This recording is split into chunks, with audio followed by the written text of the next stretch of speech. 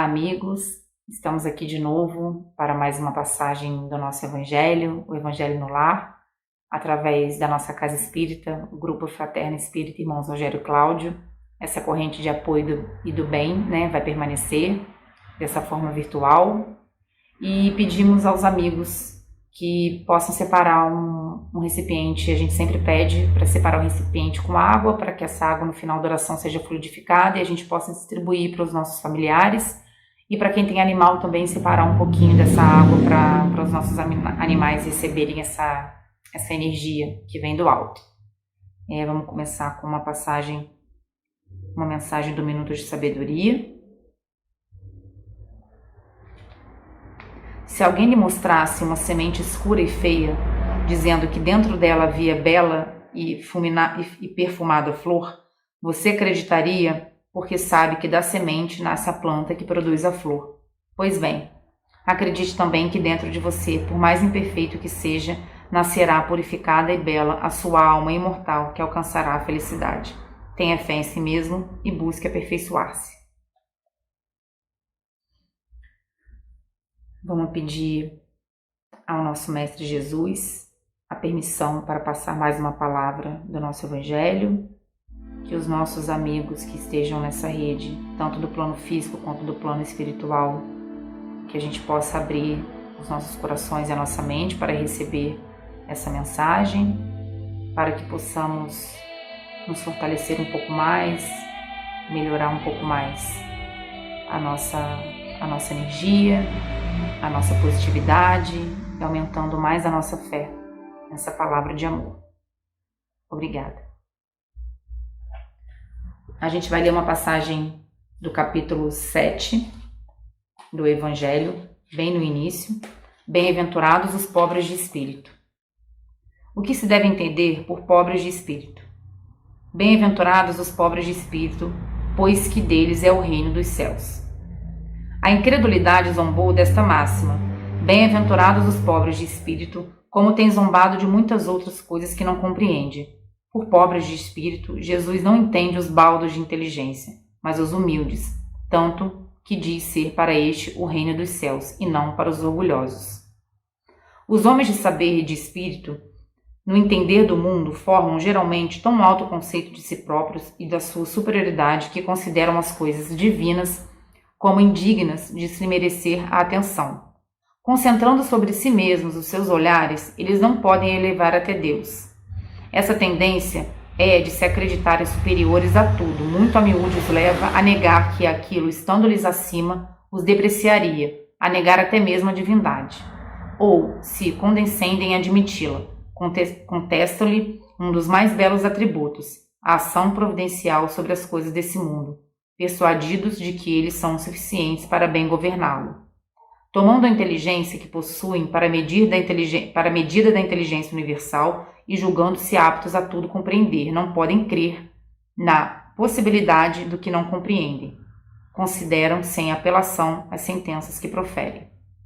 Ele está falando aqui sobre essa questão de nós, seres imperfeitos, nós homens, o orgulho que nos coloca acima de qualquer coisa, sem conseguir enxergar que existe um mundo invisível acima do que a gente compreende, acima do que a gente pode ver. E isso, o orgulho e a vaidade que é tida por Jesus mesmo, é um dos nossos maiores desafios, o nosso orgulho e a nossa vaidade. Aqui isso pode nos levar a nos deixar com uma superioridade tamanha de autossuficiência que você não consegue enxergar e admitir que existe alguma coisa muito maior e mais forte e essencial acima de nós, que é esse reino de Deus, esse plano que é muito maior do que a gente pode realmente enxergar.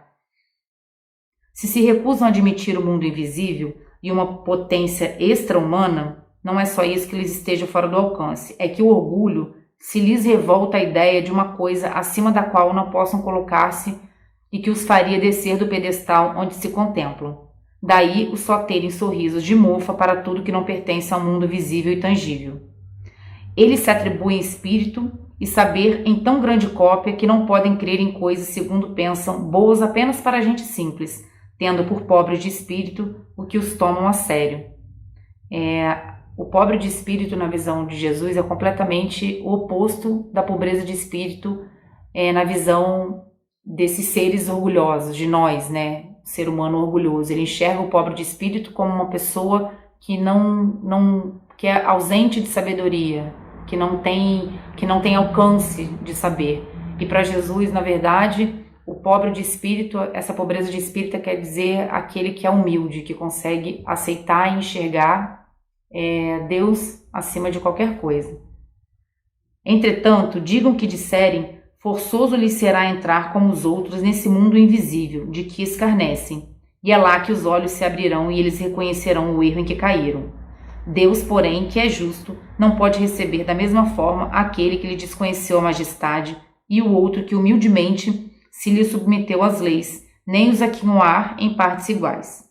Dizendo que o reino dos céus é dos simples, quis Jesus significar que a ninguém é concedida a entrada nesse reino sem a simplicidade de coração e humildade de espírito, que o ignorante possuidor dessas qualidades será preferido ao sábio que mais crê em si do que em Deus. Em todas as circunstâncias, Jesus põe a humildade na categoria das virtudes que aproximam de Deus e o orgulho entre os vícios de que ele afastam a criatura, e isso por uma razão muito natural.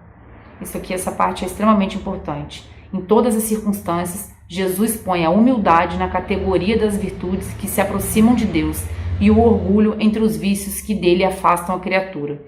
E isso por uma razão muito natural, a de ser a humildade um ato de submissão a Deus, ao passo que o orgulho é a revolta contra ele.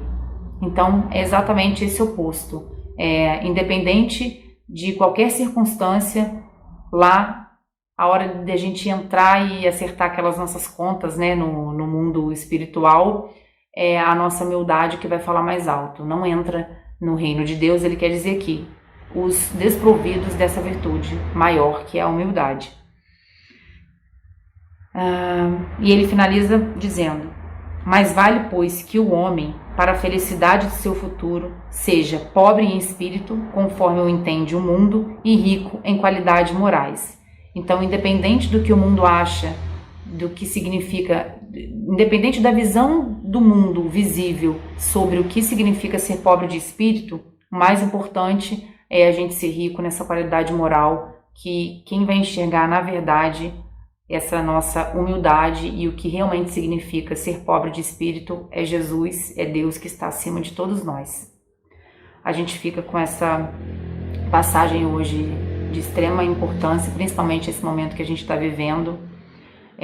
Muitos de nós precisamos colocar o nosso orgulho, a nossa vaidade no bolso. A gente está atravessando um momento muito difícil e realmente a humildade que vai nos colocar como irmãos, é a humildade que vai nos colocar para olhar para o lado e enxergar que se nós estamos sofrendo por algum motivo, existem outros irmãos que estão sofrendo ainda mais, tem sempre alguém que está precisando e necessitando ainda mais de tudo, não só das questões físicas, materiais, mas também dessa fé, dessa força, e a humildade que nos coloca diante do que é realmente essencial. E a gente vai ficar com essa passagem hoje. Queremos agradecer mais uma vez a presença desses amigos aqui, né, nessa corrente virtual, e vamos finalizar com uma oração agradecendo mais esse momento.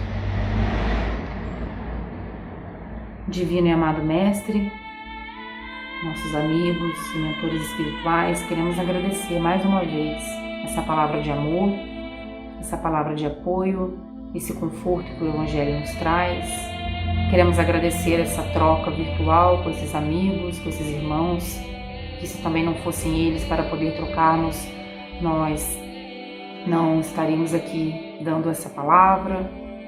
E obrigada mais uma vez por esse momento.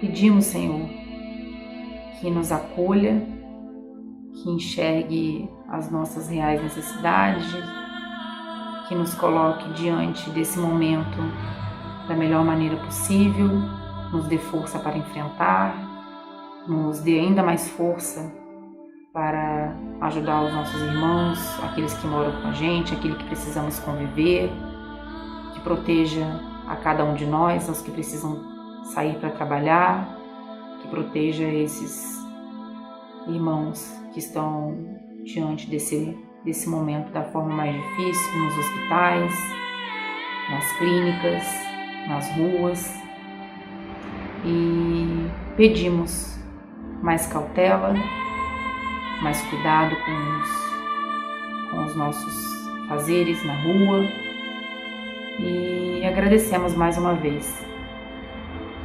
essa força que vem de cima, esse amor, essa luz, e que possamos a cada dia nos fortalecer com a sua palavra, o seu amor e a sua fé. Que assim seja. Obrigada.